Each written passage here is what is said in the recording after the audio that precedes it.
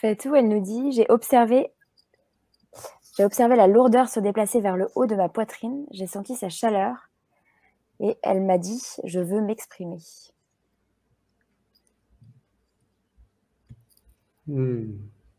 C'est souvent ce qu'on expérimente, hein, quand on commence à simplement accepter que c'est lourd, ou que c'est figé, que c'est encombré, ou que sais-je. Le fait d'accepter que c'est comme ça et d'entrer en relation avec ça, de rester avec, de lui offrir notre présence à cet endroit en nous, eh bien, les choses commencent à bouger, commencent à changer.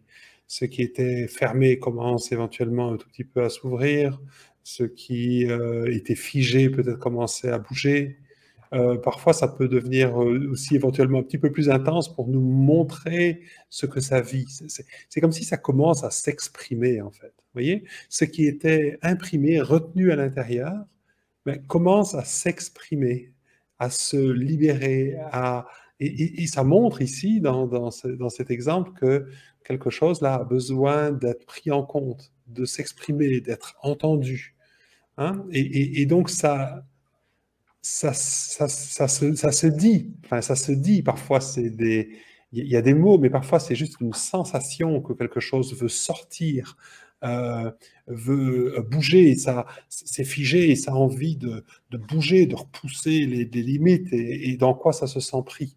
Donc voilà, et pour chacun ça va être différent, mais c'est ça le langage du corps et de ce qui commence à nous parler. Alors bien sûr, c'est un langage qu'on apprend, ouais, qu'on apprend quand on apprend le focusing finalement avec ces parcours d'introduction qu'on vous propose et ce parcours se relie à sa sagesse intérieure, c'est un apprentissage aussi de ce langage intérieur, de comment on peut être en relation avec ça et comment on peut laisser cela s'exprimer, comment on peut recevoir les messages finalement de notre corps et au-delà de ce qui s'exprime, la sagesse de nos inconforts, de nos tensions, en fait, exprime quelque chose qui a besoin d'être reconnu, qui a besoin d'être pris en compte.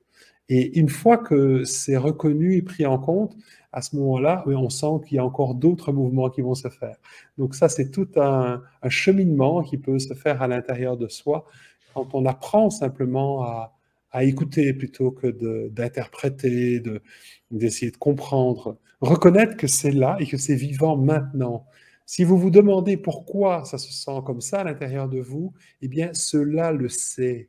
Voyez, et dans le témoignage qu'on vient d'entendre, eh bien, c'est l'expression de ça. Cela le sait et ça nous le fait savoir. Ouais, merci. Alors, est-ce que c'est possible de ressentir encore des sensations douloureuses? Parce que Jojo nous dit: je ressens beaucoup de tristesse. Donc, même en s'étant posé, on peut continuer à avoir des choses dures qui arrivent. Mmh. Oui, bien sûr. Bien sûr, ça peut prendre du temps, hein. C'est-à-dire que non seulement, des parts de nous, hein, cette part de toi qui se sent profondément triste, elle va peut-être avoir besoin de temps.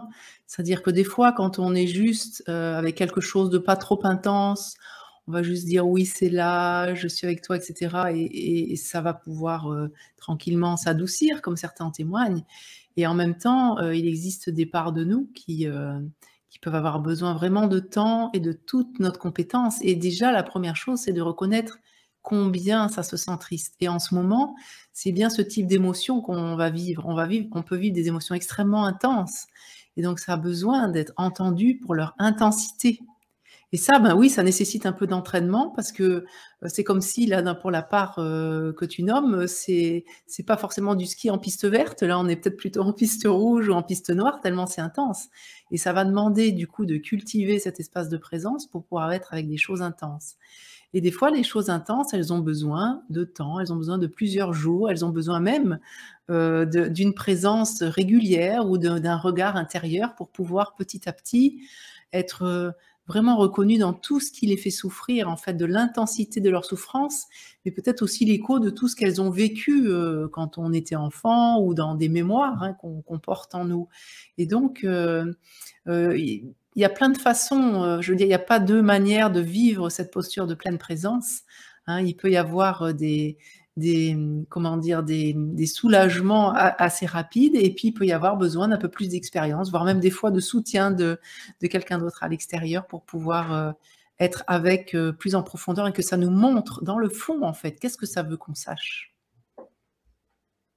Oui, j'ai peut-être juste envie d'ajouter aussi que si l'émotion est là, si elle reste là, c'est parce que justement, elle a besoin de se vivre. Et c'est en se vivant qu'elle se libère. C'est en se montrant dans comment elle se sent, comment elle se vit, et en étant reçue entièrement. Un peu comme on le ferait avec un ami ou un de nos enfants.